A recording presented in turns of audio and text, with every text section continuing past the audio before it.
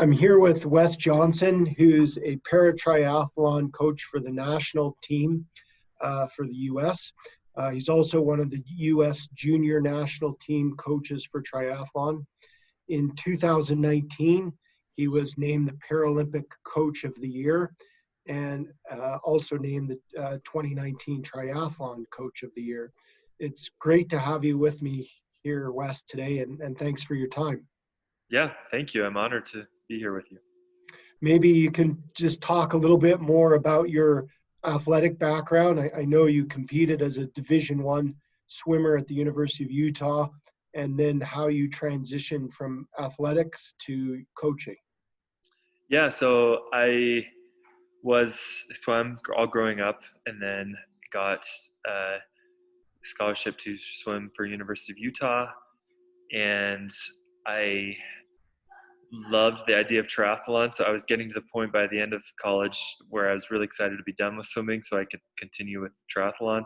But I knew I loved swimming. I just wanted to take it in the open water and not stare at a black line every day. And so I transitioned to that. But since I grew up swimming my whole life, I didn't have a lot of impact. And so when I got into triathlon and adding running, I got like almost 10 stress fractures in my lower legs from running. And so I learned a lot about that, about transitioning someone as a coach as well from swim background to triathlete. But that probably I tried to go to the elite level as a triathlete, but that kind of forced me towards the coaching side, which I kind of already knew I would end up doing anyway. But I think it forced me going that direction earlier than I had planned. And I'm actually grateful for that because of what it's led to. And I couldn't see myself doing anything else really. Yeah. So, and was it the injuries that you sustained that you mentioned kind of led you into the coaching, which you knew you wanted to do anyway, or was it something else that kind of just? Well, I was already coaching swimming. I was coaching a lot of individuals and even teams. I was a swim coach, and I started working with a lot of triathletes for their swimming because they wanted to learn how to swim. And I was also doing triathlon, and so it just kind of made sense to start coaching triathlon. So I went back into education on triathlon, and with my own injuries, I was just so curious on running and running correctly and learning the biomechanics of that so I could run myself effectively and not get injured. And then I started using that knowledge to coach athletes, and it just kind of led to focusing 100% on coaching rather than my own athletic performance. Yeah. Maybe you can talk about how long you've been coaching and how did you end up in your current role? It sounds like you have multiple roles. Yeah. So I first just started coaching age group athletes of all different levels and abilities. And just, I feel like you learn the most from doing and being involved with coaching. I would have success, have failures, and I would learn through that whole process and just dive right into education as much as I could to learn. And it just led to eventually starting a junior program. And I love juniors. I just think they're really coachable for the most part. They just jump right in. Adults a lot of times overthink things a lot, and juniors are just so receptive, which I love, and that's just so rewarding to me, and I love it. Yeah. And then that led to coaching Chris Hammer is the first paratriathlete I coached, and so he found me. He was going to the University of Utah, so then I started coaching him. He's an amputee below the elbow, and then through him, USA Triathlon invited me to come coach at a training camp. And so that led to more and more opportunities with USA Triathlon and Paratriathlon. And now I coach several elite athletes that are going for the Paralympic level, and they've earned medals in Rio Games. And so it's led to a lot of great opportunities And I also, my whole career, I've been very involved with long course, like Ironman athletes. So, it's almost like a different sport in a way, a short course and long course. But Yeah. I love the variety and coaching athletes of all different distances. And also I started my own business, which is called Balanced Art Multisport in Salt Lake City. We have a training center here, and we have an indoor cycling studio. Since we have pretty cold winters here, it's nice to have an indoor studio where we can do our training. And so we have, lots and lots of athletes based here as well as all over the world. And I have 7 coaches who work here as well, and they have athletes, and I mentor these coaches. And then I do coach several international athletes as well, all over the world. I've got athletes in Egypt and Dominican Republic and Spain and just everywhere. So I'm always on Zoom calls or, stuff, communicating with all these athletes from all over. Yeah. And so it's just led to a lot of pretty incredible experiences that I just love. I'm just very passionate about this and really enjoy what I do. Yeah. It sounds like you're a busy individual, and also imagine you've accumulated a wealth of knowledge and experience having worked with athletes at different age groups and levels. Would you say that there's unique elements or dimensions to coaching Paralympians or para triathletes versus other athletes, or not necessarily? Yeah, definitely. I think the biggest thing people think when they start working with para athletes is, that they think that they should give them extra aid or extra help or extra attention, or can I do this to help you, or but really they don't even want that. They want to be treated just like any other elite athletes. Yeah. As a coach, it's important to know what the different limitations are and how different techniques and biomechanics should be applied for swimming or running or bike fit, and the differences. But when it comes down to it, they want to be elite athletes, and they want to fully commit. I love the thing. I guess I've always had a team, but when I started coaching para athletes, what I noticed when they came into the squad environment, it helped the culture and the environment of everybody, because how can you complain about something when you have someone else doing it without a leg or without vision or something? Yeah. And so the excuses and complaining around the team were almost eliminated. Yeah. That's Because interesting. I yeah, mean, so that was really nice, and it's really elevated our culture and the overall environment. It's a high standard, and it's hard to, like I always teach, and I teach through these Paralympic athletes that our standard is not no excuses. There's reasons, but there's not excuses. Reasons are much different. If you have an injury, you shouldn't push through that injury. But then there's excuses, because I feel like if you're looking for an excuse, you will always find one. Yeah. And so I love that they've really enhanced that within our team environment. Yeah. I guess it sounds like it can change your perspective if you're surrounded by, maybe someone who's had a life altering injury, and maybe sort of frames what you might be going through in a slightly different way. Yeah. And you mentioned that you had a number of stress fractures, and so maybe you can talk about some of the kinds of injuries that some of the athletes you work with may be experiencing in the sport of triathlon. Yeah. I mean, the most typical injuries happen from running just because of the impact. The more of the traumatic injuries happen from cycling, from crashes, but it's much more frequent where we get overstress injuries from running. Right. Especially when they're coming from all different backgrounds of swimming or cycling, they're not used to that impact. And so, you just have to really build up slowly with running, because it's if it's not, if it's eventually, if you're a runner, eventually you'll have probably some injury of some sort. So my job is just managing their training load so they progress it correctly, but some things are out of my control, when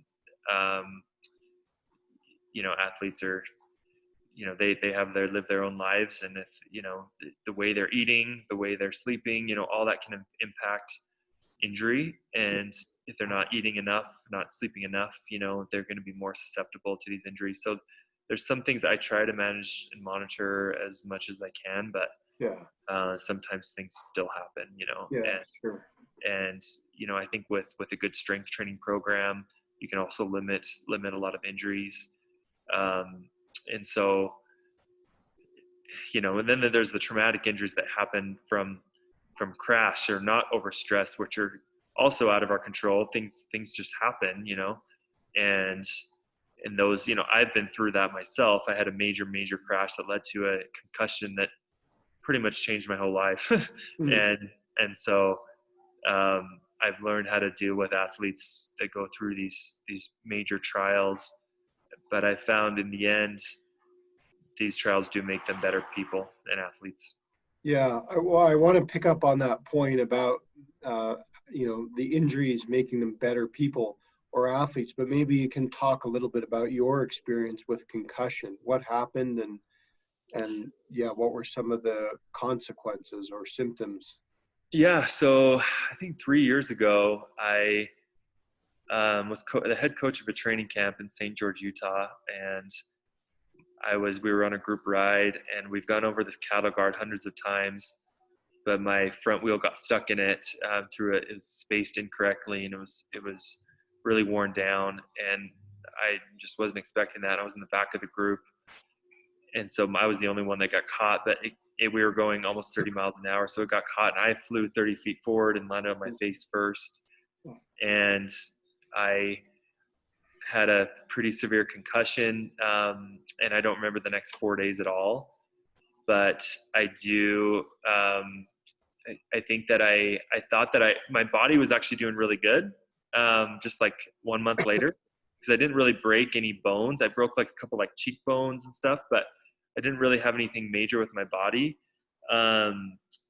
But what I didn't realize was the injuries inside my own head and my brain, because it's not something you can see visually. And so wasn't really having headaches, and so I thought I was doing pretty good. But then I went to a World Cup race in Spain, and then me and my wife went on a little vacation after to Portugal, and we went there. They had these mountain bikes out in front of the hotel. We're staying at this like awesome Ritz-Carlton, and we want to just look around.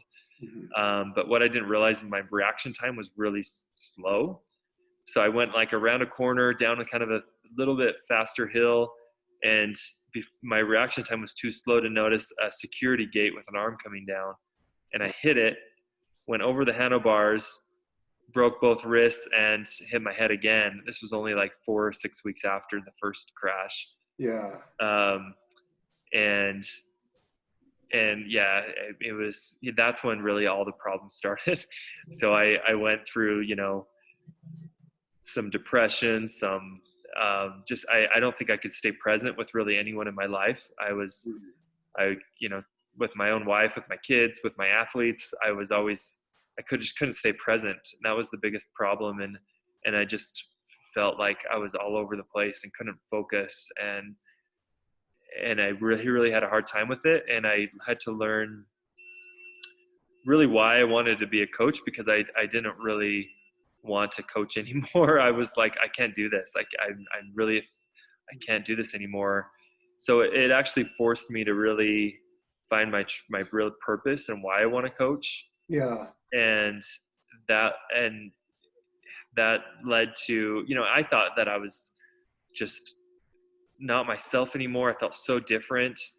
And then one day, and I met with, psychologists and to kind of get back on track. And one day I actually was talking to someone, and something they said made me just accept where I was instead of I was always wishing that never happened. I wished I could be myself again. And I was always just mad that I wasn't. And then I just accepted my state, accepted who I was at the time, accepted this happened. And ever since that point where I accepted it, everything progressed. Mm-hmm. And I was able to be present again because I accepted who I was, accepted I'm not perfect and I never will be perfect, but I just accepted who I was, and accepted the state I was in. And so it allowed me to be more present in my situation and my day to day. And then everything just started progressing from there. But until I accepted it, I wasn't progressing at all. And I was, Yeah. It if sounds that like makes, you were fighting sort of, or having struggles or turmoil with yeah. the symptoms and its implications. Do you remember what was it? Something someone said specifically that helped you accept, There come was, to terms? I remember that there was one coach that she's a national team coach for para as well. And I should connect her with you too. I was like broken down in tears at a training camp in Chula Vista Olympic Training Center, just like, I can't do this, and I'm just like, why do I feel so lost? And why do I have so much doubt and insecurity? And she said something that like, well, that's, I see someone I look up to as such a high level coach. And she said, well, that's actually something that I go through every day too. Like I doubt myself every single day. I, I have insecure thoughts all the time. And just that alone made me feel like I wasn't alone in this world anymore. Yeah. And that's part of the moment when I started accepting where I was. Mm-hmm. Because I didn't feel, I think some of the biggest fears in life are feeling alone and different. And, and that's, I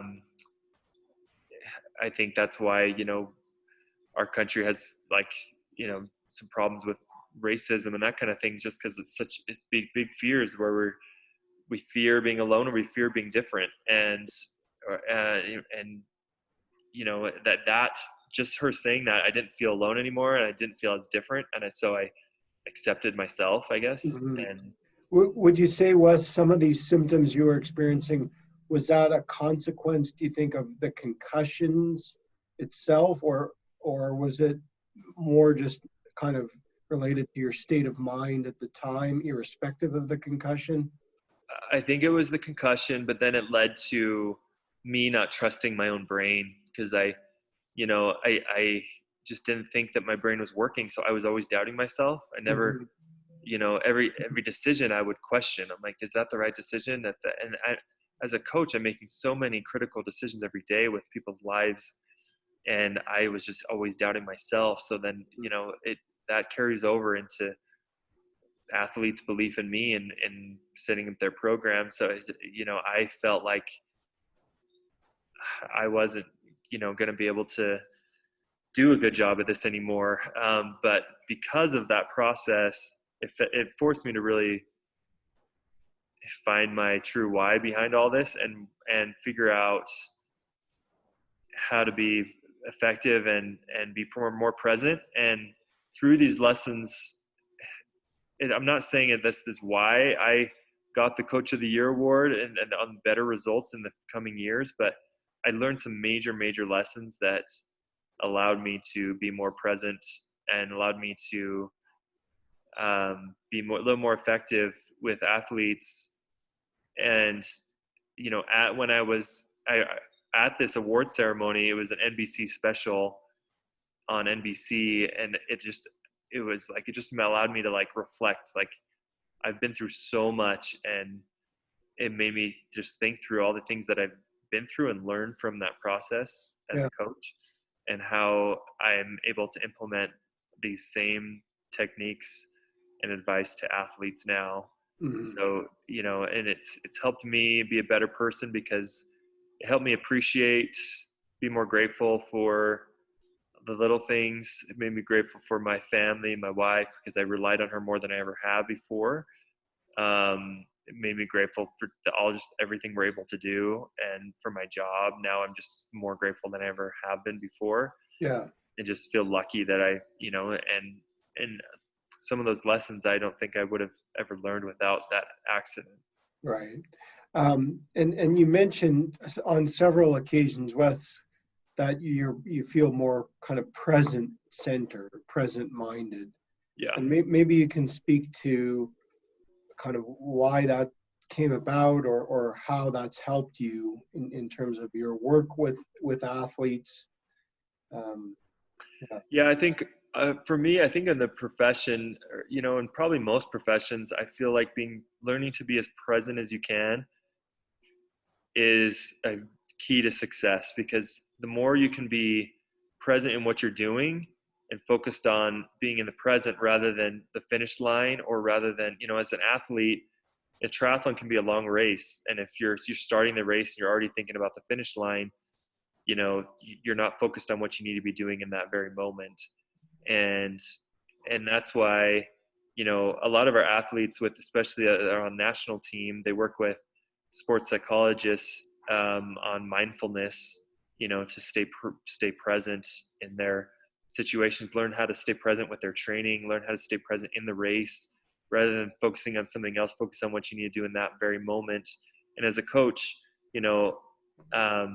rather than thinking like what I need to do later that day, or wishing that I was already at a different level as a coach, or I had different athletes, I'm going to have more success in the end if I can do really well with what I'm doing right now in this very moment. And that's a key lesson that I learned through that process that I don't think I would have learned otherwise. Right. So what about for the injured athlete, though, who's experiencing, you referred to your own experience where, maybe you are experiencing a lot of negative thoughts and emotions. Would you say that it's still important to be present centered when you're experiencing some of those hard times, maybe in the case of a concussion or another injury? Or is there value in sort of taking your mind out of that, or not being present centered? I think,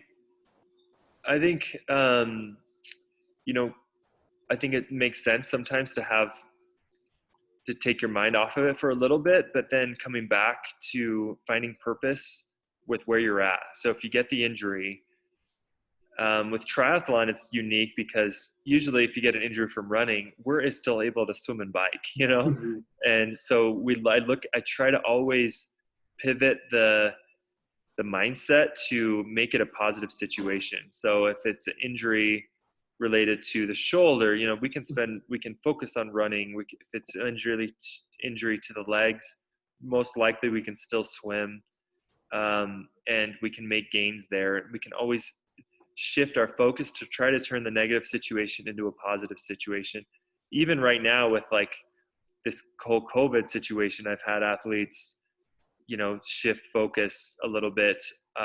Like they can't swim for months because pools weren't open. Well, let's really shift focus to the bike, and I just try to always shift the focus to how can we make this a positive situation? How can we develop you in a different way?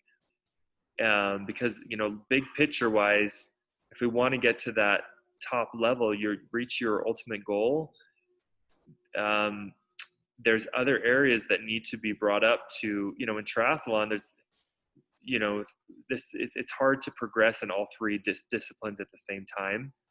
They move much slower, the progression. Yeah. So if one is injured, we can make a little jump in swimming, and then when you're back to running, we get that back. But it's nice that we accelerated a little bit in that area. Yeah. This could be a little harder for like a single sport athlete, but I think you can always look at, just becoming a more well-rounded athlete by, increasing your aerobic engine in some kind of way. Mm-hmm. So I always try to just help them see the big picture and come back to like coming back to staying present with a different mindset. Like, how can we make this a positive situation? And I think that allows them to accept what happened and move forward. But if they're always trying to get through the injury or obsess about the injury, I think the injury potentially could last longer, or, you know, it just really wears on them psychologically, and it's hard for them to rebound from that. Mm-hmm. So that acceptance is important in being able to rebound or to move forward. Yeah. Would you say? Yeah. I think once they accept what happened and change that mindset, it's hard to find progress until that happens. Yeah. And So what would you say, like in your case, it sounded like you spoke with a coach who talked about her own insecurities or vulnerabilities, and that helped you realize that you weren't alone and move to a place of acceptance. But I'm wondering, are there other things that you do or that you find help athletes sort of move or pivot, as you used the word before, to that acceptance of what they've encountered, their injury, or the things that help with shifting towards that place of acceptance? yeah, it's so different each time, almost with every athlete. It's so individual, and sometimes if we're not able to shift that focus physically, sometimes, yeah, it's even mentally, and it's how can we, um, you know, enhance it. Like for me as a coach, I'm not always, I try to make my athletes know that I'm not coaching them as an athlete. I'm coaching them as an individual and human being. So I want them to be progressing in life, not just as an athlete. So, you know, how can we we can shift focus a little bit towards your own well-being as a person, and, you know, educate yourself in a whole new area, or find more balance in your life in a different area, put more time into something else like your family, or, you know, it's just that big picture mindset, and every person is different. How can we keep this person motivated and happy? You know, I think it all comes down to that well-being as a person, not just an athlete. I always say I coach individuals and human beings, not athletes. You know, Yeah. as a byproduct, they're athletes, but I'm coaching people. Right. So. And you mentioned motivation. Maybe you can speak a little bit about the role of motivation in recovery from injury.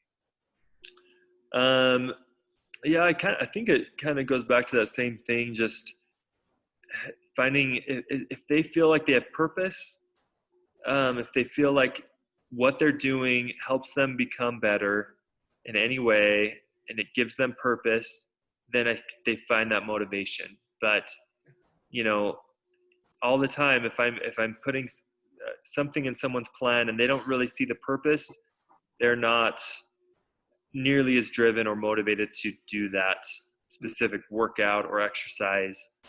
And regardless of, you know, how good that workout or exercise is, it's not going to be effective if they're not motivated, they're not bought into it.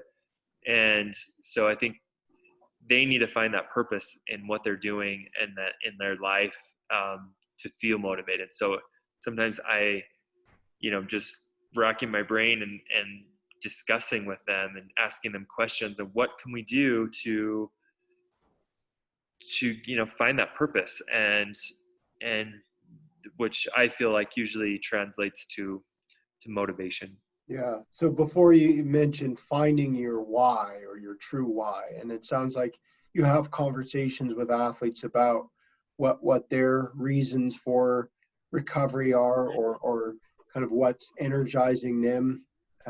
Would that be the case? Yeah, definitely. I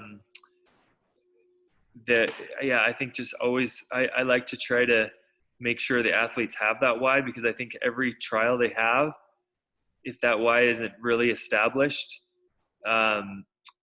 it's much harder to apply the how from the why. Right. So, Okay.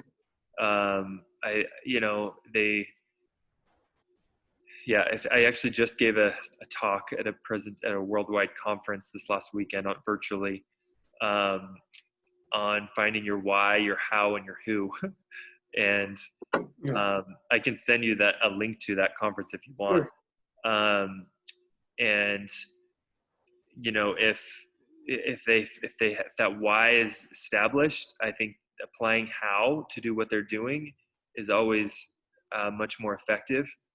But if that why is not established, every little bump in the road, they're just not going to last, and they're not going to get back to what they need to be doing. And it's harder for them to be present in what they're doing if the why isn't there, because they just end up getting really frustrated, and they just can't find the purpose if they don't know why they're doing it.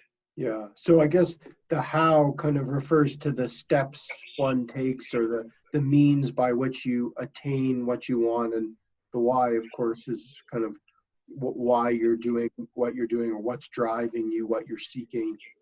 And Yep. then the who component, maybe you can expand on that in terms of injury.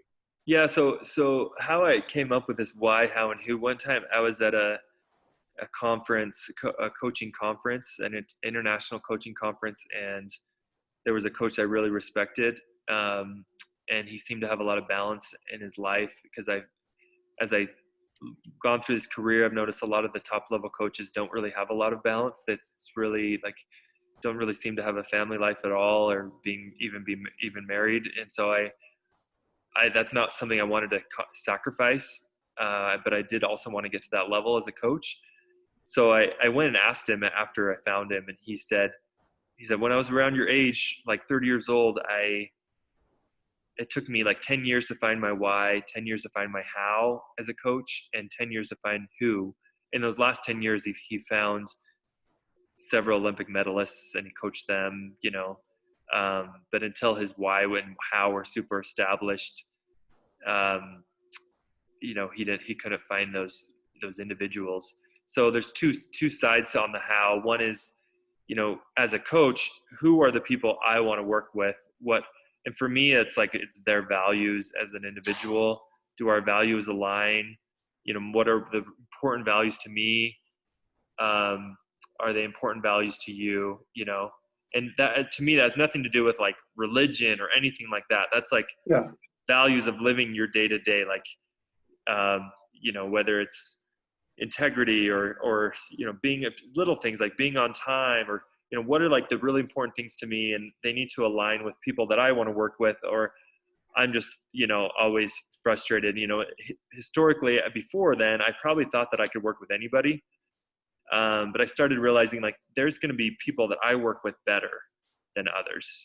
I'm not for everybody on this planet. I like everybody and have nothing against, but that doesn't mean that I will be as effective with everybody as a coach. Right. And then also, there'll be people for me, like the who for me as an individual, like my learning network, the people that my inner circle, the people that I can trust the most to give me honest feedback, to help me, to answer my questions. Like that coach I was telling you is one of those who, one of those people that told me something that really changed my whole perspective. My own family, my wife, those are like who to me, and those are the most important people to me that shape me as the individual that I am and that I strive to be. Yeah. So kind of being thoughtful about who are important people in one's life, and thinking about consistency between your values as a person and the other individuals that you choose to interact with. It sounds like it's important to consider. Sure. And I guess in terms of who, in relation to kind of recovery and injury, would you say that athletes should be careful or intentional about who they surround themselves with in terms of their recovery from injury? Yeah, definitely. I think, anytime, I think the most growth happens from vulnerability, and people really have a hard time being vulnerable with anybody that they don't trust. And, Yeah. and if that, if you're who in that person's life, I feel like you can be vulnerable with that person. And what I told that coach that I, was so insecure. I mean, I was trying to hide that for most of the world, but me being vulnerable and breaking down like that and talking to her and then her responding to me, that's where change happened. That's from me being vulnerable, emotionally with what I was going through. It allowed me growth and um, breaking down my walls from being vulnerable ended up expanding my walls more than I could have ever before, So, like, what would you say? Why is it that being vulnerable or expressing one's vulnerability facilitates growth in your mind? Why is that, or how? Because I think we're always putting up walls, and when we're putting up walls of coming across like every art, um, I think the number one team building exercise is vulnerability, because until you do that, until you like allow vulnerability within a team, everybody just likes to act like they all have their shit together. Everybody likes to, and then everybody thinks everybody else does, so you have to as well. And then whenever you break down those walls and realize no one has it all together, everybody has their own issues, everybody has their own weaknesses, it allows you to be more vulnerable, and that's when the growth happens, because you have people that you can trust, and until you allow that within yourself, I don't think it's hard to have that growth. Yeah. Would you say there are specific vulnerabilities in the case of injury, whether it's an acute or a chronic injury? Yeah, definitely. I think a lot of people fight through injury and not accept that it's there, and with running, it's really important to learn how to listen to your body. And a lot of times we ignore learning how to listen to your body and then communicate with the coach about what's going on. Sometimes like we feel a little niggle somewhere and you just say, it's okay. And then, I find out 2 weeks later, they've been having this issue for 2 weeks and I had no idea. So I kept building their training. They're progressing their training, where all they had to do is when that first couple of days when it happened, if we take 2 days off, you might've been perfectly fine, but they pushed through it for 2 weeks and now it's a stress fracture, And so learning to be aware of the body is a real skill. It's an important skill. And that's part of being present, present with your training and present with your body, and acknowledging what's going on with your body rather than, not just kind of brushing it off like it's not an issue or ignoring it. And I think that's an issue of not being present with what you're doing. Is there a tendency for athletes to try and brush off pain symptoms, or you said, it's important to listen to the body, but maybe that's not always occurring? Is there a tendency to disregard symptoms?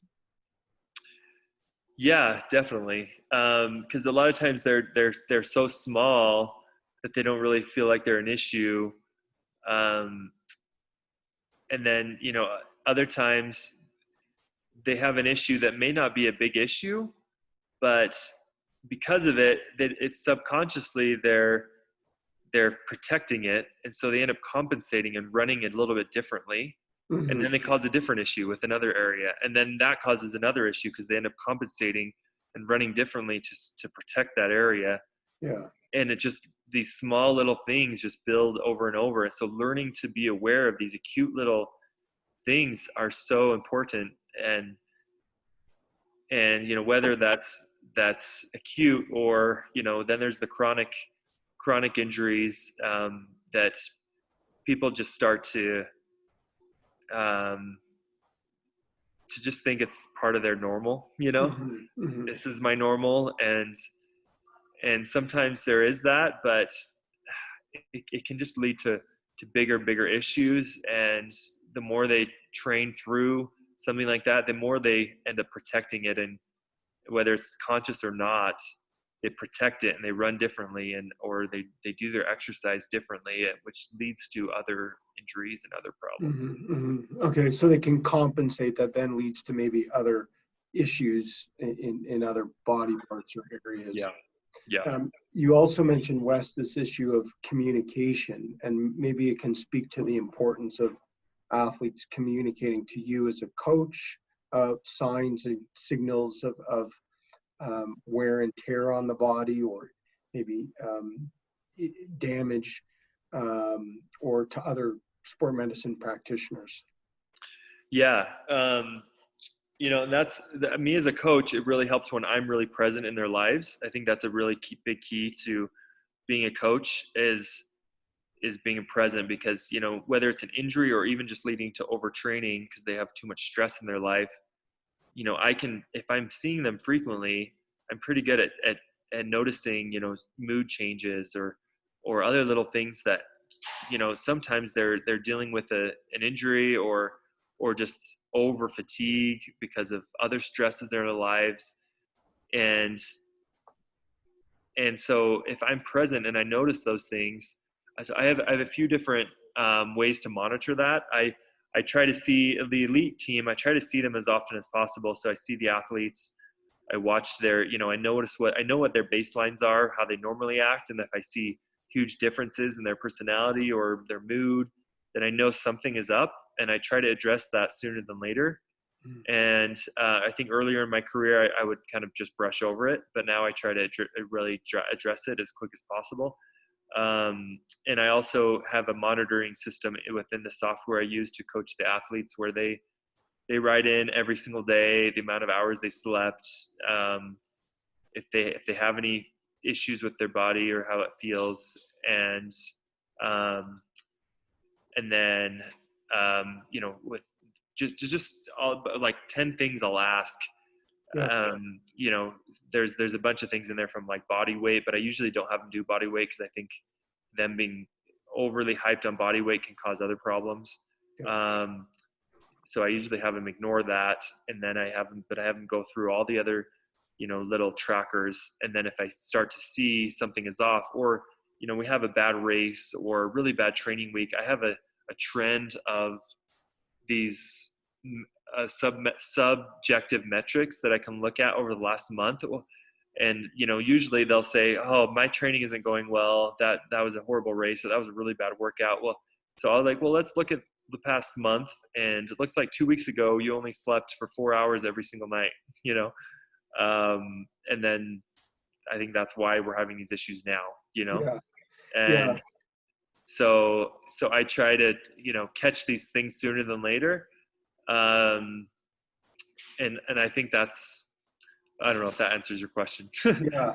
Well, I would certainly like to ask you more.